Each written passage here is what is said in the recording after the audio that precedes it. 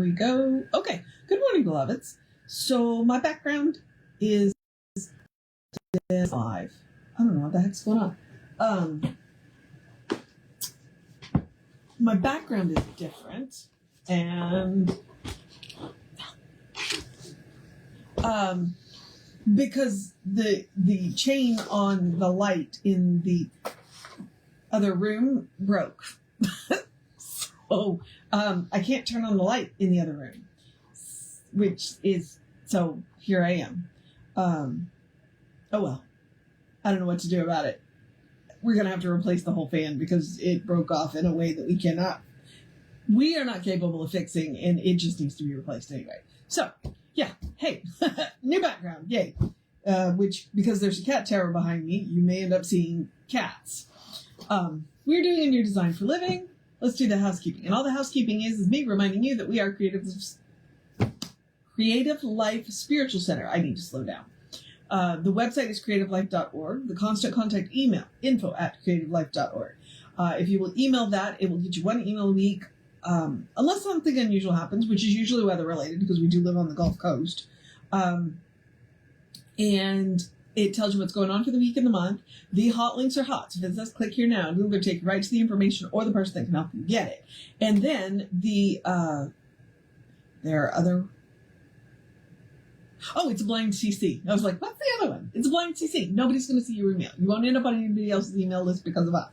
Now, I will also mention the social media because we are doing this on the social media. And I mention it merely from the standpoint of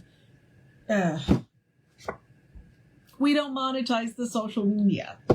We don't want to deal with the ads any more than you do. I'm just discombobulated this morning. The weather, it was 80 degrees yesterday. The high today is going to be 58. So, yeah. So I'm definitely a little off my game right now. I also had we finished that huge order yesterday. So in 2 days, we processed 52 boxes of products. And they're not small boxes. We're talking 2 foot by 2 foot boxes that are filled with between 3 and 12 small boxes. Yeah. So it was a lot. Okay. But I was talking about the social media. We are Creative Life Spiritual Center or Creative Life Spark, and I'm the running Rev Ryan on the social medias that I am on. What we ask you to do is go and engage with the pages. So go like, subscribe, follow based on which platform you are on. If you allow notifications, it lets you know when we either go live or upload new videos. And then if you will engage with the individual post by reacting to the post, commenting on the post, sharing the post, it bumps us in the algorithms, more people see our stuff. That's the whole goal here. Okay. All right. So, now, a new design for living. Like I said, I have been saying, I think this is the process of science of mind. I think Ernest sat down and said, all right, let's do this step by step. Here's the information you need about why we're doing this. And then he'll probably get into how to do this. We are going to finish up chapter 3 today, which is interesting because the title of chapter 3 is Don't Limit Yourself. And the article that we are going to start with is Don't Limit Yourself. But it's like 3 very short articles, because normally I would only do 2, but all 3 of them are short and it's finishing the chapter. So we're going to go ahead and do all 3. So, don't limit yourself. Let's see if I can figure out how to get this. If I turn the light. That would help. Like I said, different environment here. Don't limit yourself. Obvious illustrations of self-limitation are all about us. Does the person who knows they are always a failure ever become successful? What about the chronic invalid who always seems to revel in having everything in the medical book wrong with them? Do they ever enjoy a healthy, normal life? Or the person who feels sure that everyone is against them? Do they find friendship, happiness, and joy in living? It can be said, without much fear of contradiction, that people reap what they sow. They experience what they think. Okay. Let us take a quick look at ourselves. In what ways are we experiencing what we fear? Which is the very process of fearful thought, which the very process of fearful thought has brought to pass. Although it may be a very subtle thing to discover in some way or another, whether we realize it or not, each thought possesses a creative force which in its cumulative effect is tremendous. And that right there is it, which in its cumulative effect. So you don't have to worry about each and every negative thought. What you have to worry about is the trend, the cumulative effect of the thought. So don't panic over each individual thought. Worry about if you keep having several thoughts in a, like in a row. Like one individual thought's not a problem.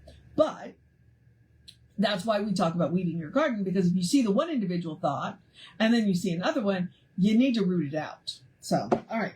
Okay. A specific thought, even though entertained only once a day, can, in the overall picture, be a powerful creative factor in any aspect of our experience. That's what I'm talking about. Even if we only do it once a day. But if we do it once a day, that's every day, right? For your own information, it might be very enlightening to make a list of some of those things you think about a great deal that you do not want to happen to you. Okay, if you hear a bunch of thumping going on, the boys have the zoomies. Okay, so let me start that over again. If you want for your own information, it might be very enlightening to make a list of some of the things that you think about a great deal which you do not want to happen to you. Then throw the list away. You do not want anything more to do with it. Its only purpose was to point out that in all probability you are not thinking as you should. So make the list and then throw it away and stop thinking about it.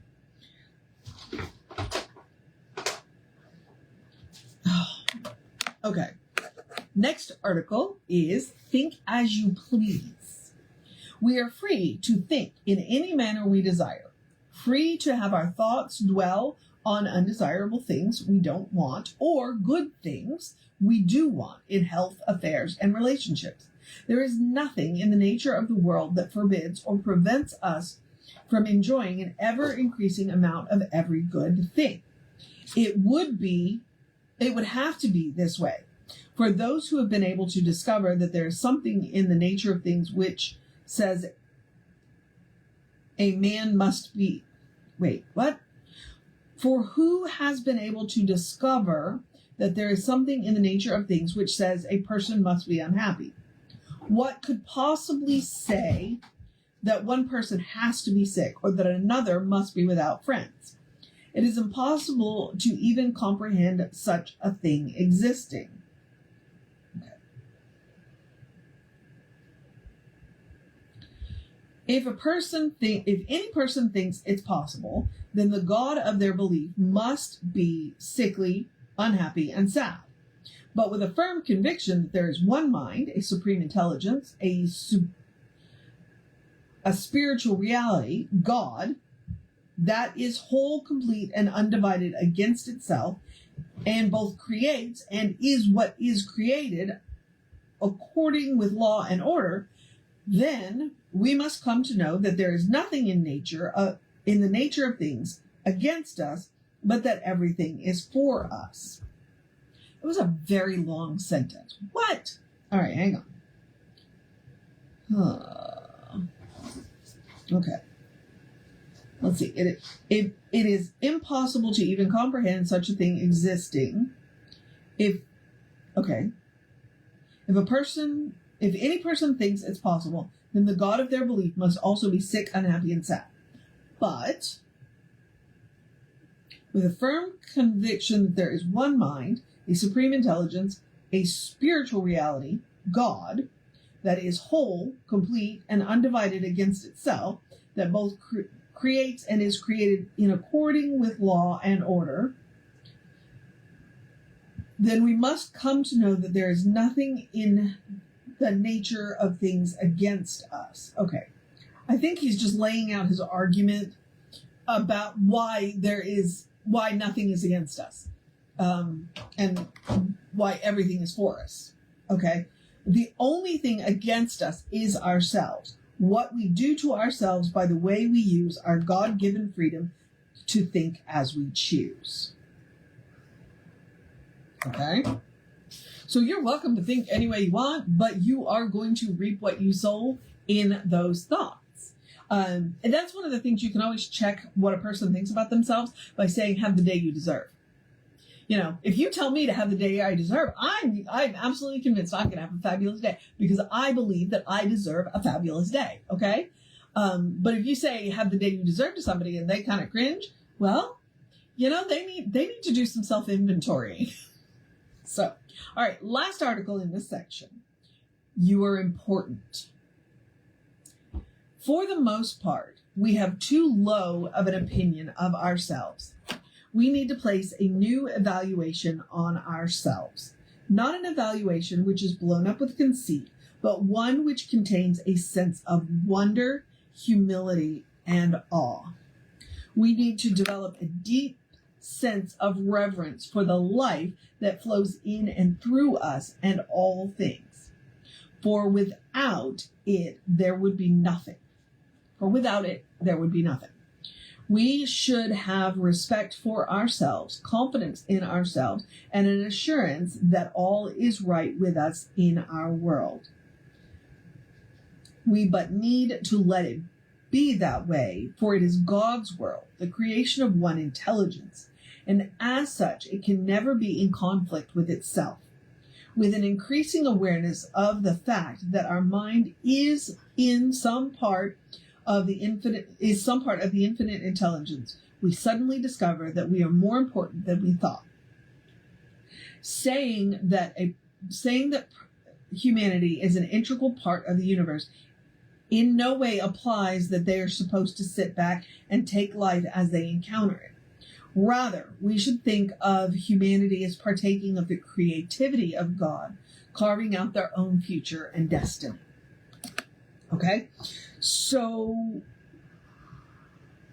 one of the things that Jesse has said more than once, that Ernest says, and honestly psychology says it, but Ernest says it too, is that people are dying for somebody to tell them they're okay. Okay? And I think that's exactly what this is. That we as people, because religion tells us that we're sinful and bad and awful and that we don't deserve to live, you know, and that we're so awful that God sent his only son to be sacrificed for how awful we are, which honestly I never bought. I was like, people are not that bad. You know, people are on the whole pretty wonderful. You know, that's been, you know, my experience of them. And so if the place that we have to start is the reverence for the life that flows through us, okay. And he does say wonder, humility, and awe. Like, when you consider, and Jesse said this before, when you consider the chance of you happening is so low, and yet here you are.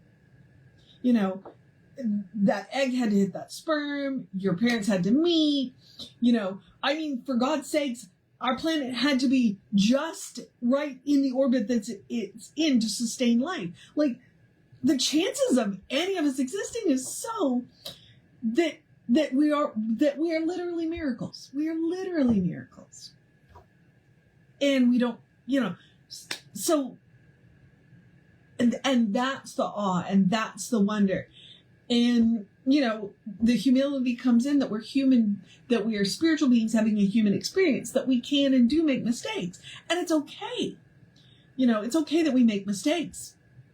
I don't consider anything a failure if I've learned from it.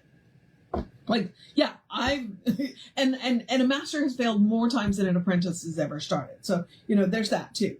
You know, you've got to be willing to fail. You've got to be willing to make mistakes because that's how you learn. So, yeah. And that was one of the things that I loved about Doctor Who and I forget which episode it was, and I think it was Matt Smith, and he said, in 900 years, I've never met anybody who wasn't important. You know, in 900 years, he's never met anybody that wasn't important. You are important. And you're okay. And, you know, the universe doesn't have anything against you. Now, there are plenty of systems that humanity has created that are not good and do have things against us, but they're human creations, and we can fix that. Okay, so I'm going to read the little italics part at the bottom, and then we are going to wrap this up and start with the next section next time. Okay, so in learning to use the creative nature of our mind, we are following a pathway which is both scientific and inspirational.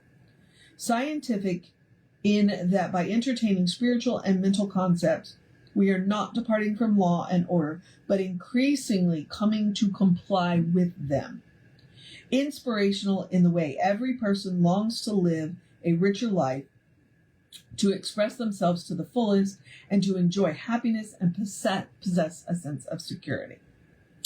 So, that is Don't Limit Yourself. Tomorrow, we will pick up with Chapter 4, which is Your New Freedom, after the gem. So, that is the reading for that. That's New Design for Living today. And then I will pick up I'll be back this afternoon to do Emma. Chapter whatever. I don't know what chapter I'm on in Emma, but whatever chapter I'm on in Emma, I'll be back to do that this afternoon. So now I'm going to encourage you to have a great day, a wondrous day, a fantastic day, a magical day, an enchanted day, a wonderful day, an awesome day, an amazing day, a take care of yourself day, a take care of whatever it is that you're going to do today, a take a nap day, a cuddle your this picture's getting really glitchy day. As I said, have the day you deserve day, a do something fun for yourself day, a cuddle your fur babies day, a bundle up because the temperature ain't gonna get any better here day, a feed yourself well day, drink plenty of water day, I think I'm out of words day, a good day, and if that is too much pressure, because occasionally it is, I get it, simply have a day. You are enough, just as you are. You are a beloved expression of the divine. You are a brilliant light, a divine spark, spirit in motion, God in action, a beautiful masterpiece, and a work in progress at the same time, at your own pace. And as Reverend Justice likes to call us, you are a godling. So explore the truth of your being. Get to know who the divine knows you to be, because the divine knows you to be good. And from there, anything is possible. All right, beloveds. Like I said, I'll be back sometime this afternoon to do, I think, Chapter 10 in the Christian Science